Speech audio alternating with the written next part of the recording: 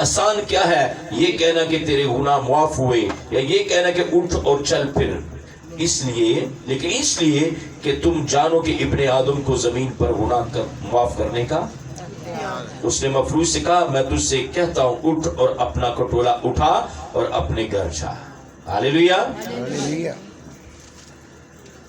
اب ان کی کوشش تھی کہ جہاں پر یسوع ہے وہاں پر اس مفلوج کو لے جائیں، لیکن جہاں یسوع ہوتا یسوع اکیلا نہ ہوتا، لوگ کھچا کھچ اس کے ساتھ آ جاتے، لوگ زبردستی اس کا پیچھا کرتے۔ لوگوں کو پتا تھا اس کو چھوئیں گے تو برکت ملے گی، اس کو چھوئیں گے تو شفا ملے گی، اس کے پاس آئیں گے تو یہ روٹی کھانے کو دے گا۔ یہ وہی ہے جو کوڑیوں کو پاک کرتا ہے، اندھوں کو آنکھیں دیتا ہے، لنگڑوں کو چلاتا ہے، ایون کے مردہ کو بھی یہ زندہ کرنے کی قدرت اور طاقت رکھتا ہے۔ اس لیے لوگ اس کے پیچھے چلتے تھے۔ اور جب انہوں نے دیکھا کہ یسوع کے پاس ہم نہیں پہنچ سکتے، وہ چھت پر گئے اور انہوں نے چھت کو ہی کیا کر دیا؟ ریموو کر دیا۔ کتنا جنون ہوگا ان کو کہ یہ اگر ایسے ڈائریکٹ نہیں جا سکتا، وہ چھت سے ہی اس کو کر دیتے ہیں، نیچے لٹکا دیتے ہیں۔ یسوع صرف اشارہ کر دے گا تو یہ بندہ ہیل ہو جائے گا۔ جب انہوں نے ریموو کر کے چھت اس کو نیچے کٹولے سے اتارا تو یسوع نے پہلا جملہ کیا بولا؟ جا تیرے گناہ۔ اب یہاں سے بہت بڑی بات سیکھنے کو ملتی ہے۔ بعض بیماریاں ہمارے گناہوں کی وجہ سے ہمارے اوپر آتی ہیں، اور بعض بیماریاں ہمارے خداوند کے نام کو جلال دینے کے لیے ہوتی ہیں، اور بعض بیماریاں ابلیس نے ہمیں لگائی ہوتی ہیں۔ ایوب کو بیماری کس نے لگائی تھی؟ میں بہت سی ایسی کیسز ڈیل کرتا ہوں تو مجھے ایک دو بار ایسی کسی اسپرٹ کو میں نے پوچھا کہ تو کدھر آئی ہے؟ اس نے کہا میرا کام حادثے کروانا ہے، میں ان کی فیملی میں کئی حادثے کروا چکی ہوں، میں نے اس شخص کی ٹانگ توڑوائی ہے۔ اس کا مطلب ہے کہ بہت سے حادثے ابلیس کرواتا ہے۔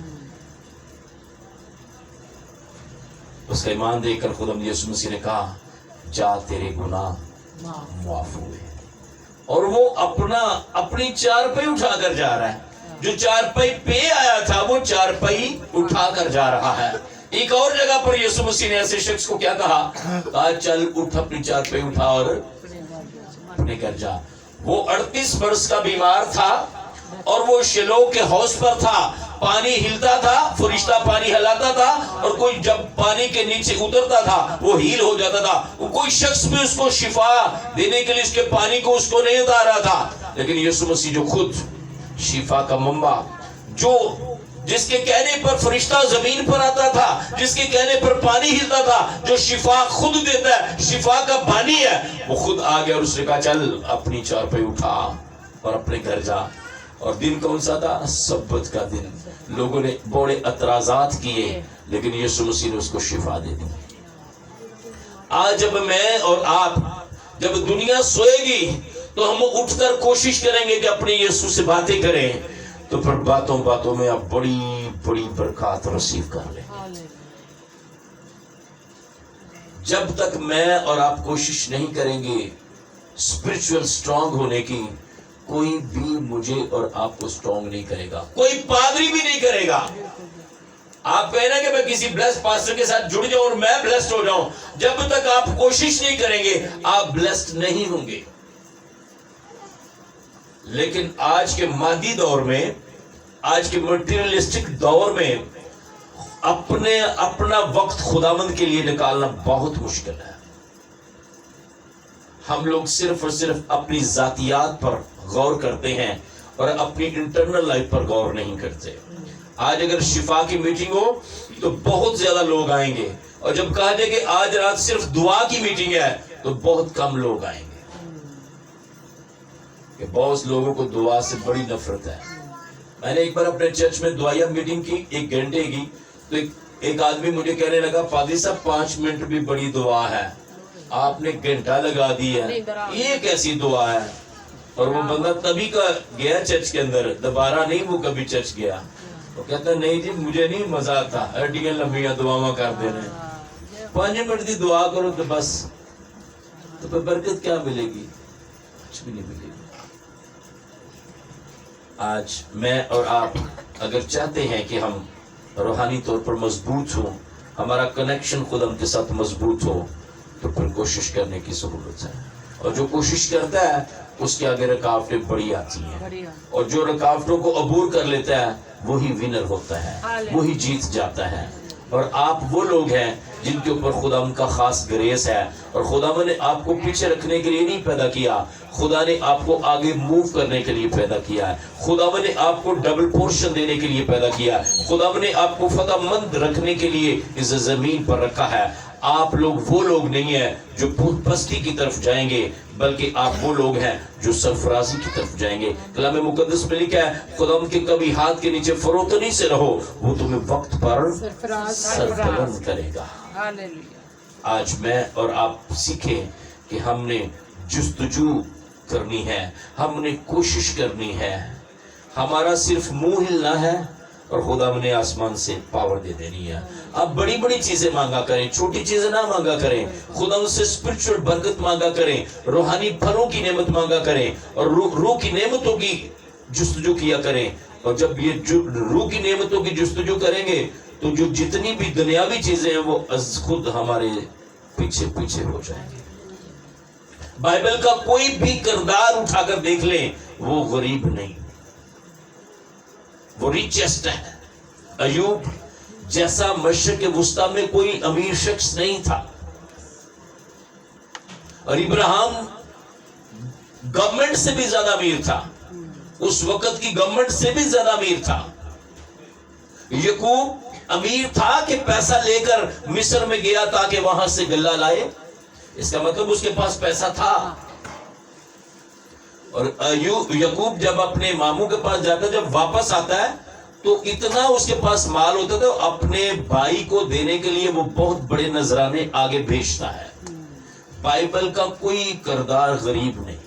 दुनिया का रिचेस्ट शख्स बिल गेट्स कहता है कि अगर आप गरीब हैं, अगर आप गरीब पैदा हुए हैं तो ये आपका कसूर नहीं है, अगर आप गरीब मर जाते हैं तो ये आपका कसूर है। मेरे अजीजों, हम किसी ऐसे अकीदे को मानने वाले नहीं हैं कि वो हमें छोड़ दे। हम उस पर ईमान रखने वाले हैं जिसके पास कायनात का इख्तियार है। वो कहता है सोना मेरा है और चांदी मेरी है। अगर चांदी सोना सब कुछ उसका है तो वो फिर अपने लोगों को बहतात के साथ देता है, बहतात के साथ देता है। मैं आपको एक छोटी सी टेस्टिमनी सुनाऊंगा, उसके बाद मैं वाइंड अप करूंगा। 2021 में मेरी 10 रोजा मीटिंग चल रही थी, और कोई बहन किसी बहन को लेकर आई नसीराबाद से, और उस बहन का किराया भी उसने दिया। तो जब हदिया डालने वाली बात आई तो हदिया भी उसने उसको दिया कि तू हदिया डाल। अब खुदा का रूह मुझे गाइड कर रहा है कि आज एक औरत आई हुई है तो इसको पैसे दे। सर्दियां थी और मेरा कोट भरा हुआ था, मेरा पॉकेट्स चंदे से। मैंने कहा कि भाई आप मेरे कोट में हाथ डालो, निकालो भाई कुछ। एक लाल नोट निकला, मैंने उसको ब्लेस किया, फोल्ड करके ब्लेस करके उसको आयल लगाकर ब्लेस्ड आयल उसको उस बहन को मैंने दे दिया। मैंने कहा कि ये ले जा और उसको इसके ऊपर लिख लेना प्रेज द लॉर्ड जीसस, ऐसे कुछ लिख लेना ताकि ये लगे ना कहीं, क्या तुझे बड़ी ब्लेसिंग मिलेगी। और वो बहन कहती कि जिस दिन मैं वो नोट लेकर गई तो मुझे क्या हुआ, मेरे डूबे हुए पैसे को 4-5 लाख रुपया डूबा जो बंदा देता ही नहीं था हमारे घर लेकर आ गया। वो कहती है कि फिर मैं 10,000 की मंथली मेडिसिन खाती थी, वो मेरी मेडिसिन छूट गई। इस बंदी ने मेरी मीटिंग शुरू करवा ली नसीराबाद में, जबरदस्त मीटिंग, पूरी गली भरती थी। लेकिन जब भी उन सबको बरकतें मिल गई वो मीटिंग बंद हो गई। मैं उनको कहता था कि यहाँ पे बहुत सी बदरुएं हैं, ये मीटिंग बंद करवा देंगी। एक दिन मैं जब पहुंचा हूं तो कोई भी नहीं था उस जगह पर, मीटिंग मेरी जगह पे। मैं घर में बैठ कर दुआ कर रहा था तो मुझे बदरुएं नजर आ रही थी कि वो लोगों को उठा उठा कर बेड पे फेंक रही थी। میں نے ان کو آگ سے جلایا اور پھر 15 منٹ بعد میں جب باہر نکلا تو وہ پورا پنڈال بھرا ہوا تھا. میرے عزیزوں، آپ کی لائف میں اگر کرائسس آ چکے ہیں تو پھر آپ کے کرائسس کو ختم کرنے والا کوئی زمین پر نہیں ہے، ایک ہی ہے، اس کا نام یسوع المسیح. میں یہ بات آپ کو اس لیے بتا رہا ہوں، میں پیسے بلیس کر کے دیے ہیں، مجھے تو پتہ نہیں میں کتنے لوگوں کو دیے. آج بھی مجھے ایک میرے اسکول میں جو جاب کرتا ہے میرے ساتھ، وہ کہہ رہا تھا کہ یار پادری صاحب اپنے پیسے بلیس کر کے دیے ہوئے ہیں، جن لوگوں کو دیے ان کے پاس ہیں. میں نے کہا مجھے نہیں پتا. کہتا ہے کہ میرے پاس ہیں، اب میرے پاس سے پیسے نہیں ختم ہوتے. 4 کروڑ روپیہ بھی ایک شخص کو ملا ہے جس کو میں نے پیسے بلیس کر کے دیے ہیں. ایک کو 44 لاکھ منگل کو دیے ہیں اور بدھ کو اس نے مجھے اپنے ڈیرے پہ بلا لیے کہ لے پادری صاحب یہ دیکھیں یہ بلیسنگ 44 لاکھ. ایک دن 26 لاکھ کی، ایک دن 4 لاکھ کی. اگر خداوند آسمان اور زمین کا مالک ہے تو وہ آپ کی ضرورتوں کو ضرور جانتا ہے. آپ مانگ کر تو دیکھیں، آپ جستجو کر کے تو دیکھیں. میں نے اپنا گھر چینج کیا، سرکاری رہائش گاہ میں تھا اور اپنے گھر میں واپس گیا تو مجھے اس گھر میں یعنی کہ ہم سمیٹتے وہ 10-12 ہزار روپیہ پتہ نہیں ادھر سے ادھر سے. وہ گھر ہمارے لیے بڑا لکی تھا. ایک دن میں مستریوں سے کام کروا رہا تھا، اس کو میں نے بولا کہ یار آج نہ آنا کہ میرے پاس پیسہ کوئی نہیں ہے. لیکن وہ بھائی زبردستی آ گئے. اب ان کے پاس پیسے تھے، وہ خود ہی وہ سیمنٹ لے آئے، خود ہی جو چیزیں ضرورت تھی وہ لے آئے. شام ہو گئی تو میں نے کہا میں پیسے ان کو کیسے دوں. تو میری کلیسیا کا میرا اسپرچل سن میرے ساتھ تھا، تو میری مسز اس کو نا وہ جتنے بھی ردی تھی نکال کر دے رہی تھی، اس کو جلاتے جاؤ.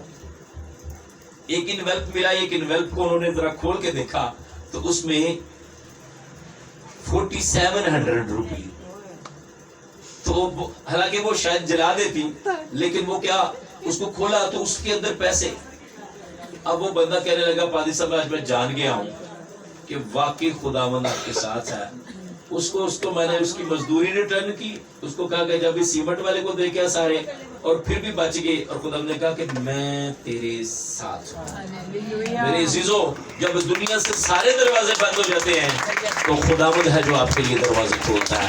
کبھی اس پر پورا توکل کر کے تو دیکھیں، پھر آسمان آپ کے لیے کھلے گا یا نہیں. آسمان کھل جاتا ہے. آج خداوند نے اگر یہ مجھے ٹاپک دیا ہے تو ضرور کوئی یہاں پہ ایسی بہن ہے جس کے پاس پیسہ بھی ہے، جس کے پاس گھر میں ساری چیزیں ہیں، لیکن اس کے پاس نہ تو وقت مینج ہوتا ہے اور نہ ہی خدا کے لیے وقت اس سے نکلتا ہے. جب میں اپنے گھر میں تھا تو مجھے خدا تب بھی بتا رہا تھا کہ وہاں پہ ایک بہن ہے جس کے پاس سب کچھ ہے لیکن اس کے پاس خداوند کے لیے وقت نہیں نکلتا. لیکن آج تو دعا کرے گا تو وہ اس بہن کے لیے خداوند وقت پرووائڈ کرنا شروع کرے گا اس کو. حالانکہ وہ کام بھی اتنے نہیں کرتی لیکن وہ خداوند کے لیے وقت نہیں نکلتا اور اس بات پر وہ بہت پریشان ہے. آئیے اس سروں کو جھکا لیجیے، آنکھوں کو بند کر لیجیے. کوشش کرنے سے حالات بدل جاتے ہیں، جستجو کرنے سے.